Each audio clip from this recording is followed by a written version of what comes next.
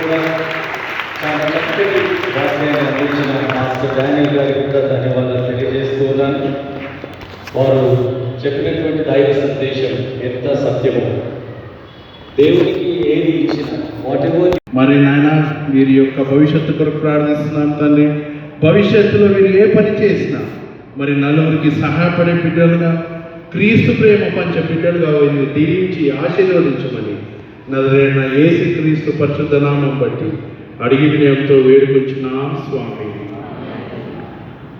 తండ్రి, కుమారుడు, పరిశుద్ధాత్ముడైన త్రియేక దేవుని దీవెన మీకును, మీ చదువులకును, మీ ఉద్యోగమునకును, మీ భవిష్యత్తులకును, మీ యొక్క కుటుంబం అంతటికి, మీ సహవాసమునకు, ఆయన పరిశుద్ధ సంఘమునకు సదా తోడై నీడై ఉండునుగాక.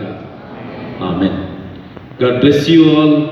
Congratulations as you come forward in the presence of the Lord and submitted your life to the Lord. Congrats. Thank you, Ayyagar.